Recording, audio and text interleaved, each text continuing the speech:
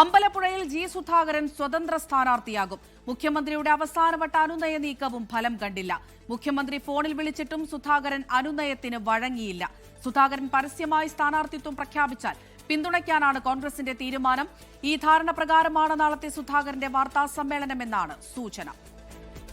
വിവരങ്ങൾ നൽകാനായി തിരുവനന്തപുരത്ത് നിന്ന് ആർ ശ്രീജിത്ത്, ഡൽഹിയിൽ നിന്ന് വിനീത വിജി, ആലപ്പുഴയിൽ നിന്ന് അശ്വിൻ പാലാഴി എന്നിവർ തത്സമയം ചേരുന്നുണ്ട്. ആദ്യം ആർ ശ്രീജിത്തിലേക്കാണ്. ശ്രീജിത്ത്, അവസാനം മുഖ്യമന്ത്രി വരെ സംസാരിക്കുന്ന ഒരു ഘട്ടത്തിലേക്ക് കടന്നിട്ടുണ്ടായിരുന്നു ജി സുധാകരന്റെ വിഷയത്തിൽ. ഇപ്പോഴിതാ അമ്പലപ്പുഴയിൽ സ്വതന്ത്ര സ്ഥാനാർത്ഥിയായി മത്സരിക്കുമെന്നുള്ള വിവരങ്ങൾ വരുന്നുണ്ട്, സൂചനകൾ പുറത്തു വരുന്നുണ്ട്. ഒരു തരത്തിലും വഴങ്ങാൻ അദ്ദേഹം തയ്യാറല്ല എന്ന് തന്നെയാണോ?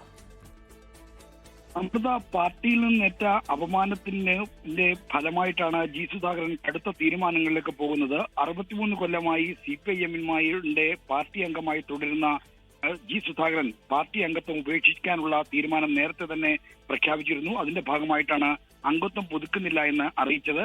എന്തായാലും അംഗത്വം പുതുക്കാൻ മുഖ്യമന്ത്രി അടക്കമുള്ള ആളുകൾ സമ്മർദ്ദം ചെലുത്തുകയും അനുനയ നീക്കവുമായി രംഗത്തിറങ്ങുകയും ചെയ്തെങ്കിലും ജി സുധാകരൻ വഴങ്ങുന്നില്ല. അദ്ദേഹത്തിന് ഏറ്റ അപമാനം ഇതുകൊണ്ടൊന്നും പരിഹരിക്കപ്പെടാവുന്നതല്ല എന്നാണ് അദ്ദേഹവും അദ്ദേഹത്തോട് അടുപ്പമുള്ളവരും നൽകുന്ന സൂചന. എന്തായാലും ജി സുധാകരൻ തന്റെ രാഷ്ട്രീയ നിലപാട് നാളെ വ്യക്തമാക്കും. ഒപ്പം അമ്പലപ്പുഴയിൽ മത്സരിക്കാനുള്ള താല്പര്യവും അദ്ദേഹം പരസ്യമായി പ്രഖ്യാപിക്കും. അതോടുകൂടി അദ്ദേഹം അമ്പലപ്പുഴയിലെ തെരഞ്ഞെടുപ്പ് ചിത്രത്തിലേക്ക് വരികയാണ്. ഒരു 5 വർഷത്തെ ഇടവേളയ്ക്ക് ശേഷമാണ് ജി സുധാകരൻ അമ്പലപ്പുഴയിലെ സ്ഥാനാർത്ഥിയായി വരാൻ പോകുന്നത്. സ്വതന്ത്ര സ്ഥാനാർത്ഥിയായി രംഗപ്രവേശം ചെയ്യുന്ന ജി സുധാകരന് UDF-ന്റെ പിന്തുണ ഉണ്ടാകും.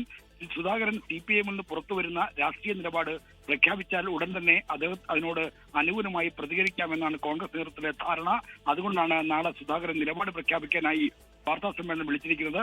മുഖ്യമന്ത്രി അടക്കമുള്ള ആളുകളുടെ കടുത്ത സമ്മർദ്ദം ഉണ്ടായിട്ടും അദ്ദേഹം ആ നിലപാടിൽ നിന്ന് പിന്നോട്ട് പോകാത്തതും കോൺഗ്രസ് നേതാക്കളുമായുള്ള ആശയവിനിമയത്തിന്റെ അടിസ്ഥാനത്തിലാണ് എന്ന് വേണം മനസ്സിലാക്കാൻ. എന്തായാലും സുധാകരൻ രാഷ്ട്രീയ നിലപാട് പ്രഖ്യാപിക്കുന്നതോടെ UDF-ന്റെ നിലപാട് മാറിയും. ഇപ്പോൾ അദ്ദേഹം CPIM-ന്റെ അംഗമോ CPIM-നകത്ത് നിൽക്കുന്ന ആളോ ആണ്. അതുകൊണ്ട് ഈ കാര്യത്തോട് തങ്ങൾ പ്രതികരിക്കാൻ ബാധ്യതയില്ല എന്നാണ് കോൺഗ്രസ് നിലപാട്. എന്നാൽ സുധാകരൻ മറ്റൊരു നിലപാട് പ്രഖ്യാപിച്ചാൽ അദ്ദേഹത്തോടുള്ള സമീപനം എന്താണെന്ന കാര്യം കോൺഗ്രസ് നേതൃത്വം വ്യക്തമാക്കുമെന്നാണ് കോൺഗ്രസ് ദേശീയ നേതൃത്വം അടക്കമുള്ളവർ ഇപ്പോൾ പറയുന്നത്. അതുകൊണ്ട് തന്നെ സുധാകരൻ നാളെ സ്ഥാനാർത്ഥിത്വം പ്രഖ്യാപിച്ചാൽ അദ്ദേഹത്തെ പിന്തുണയ്ക്കുന്ന ഒരു തീരുമാനത്തിലേക്ക് കോൺഗ്രസ് വരും. മാത്രമല്ല, അമ്പലപ്പുഴയിലേക്ക് നേരത്തെ സ്ഥാനാർത്ഥിയായി പരിഗണിച്ചിരുന്ന M. ലിജു ഇപ്പോൾ തൃപ്പൂണിത്തുറയിലേക്ക് മാറിയിട്ടുണ്ട്. അമ്പലപ്പുഴ സീറ്റ് ഒഴിച്ചിട്ടുകൊണ്ടുള്ള ഒരു തീരുമാനത്തിലേക്കാണ് കോൺഗ്രസും പോകുന്നത്.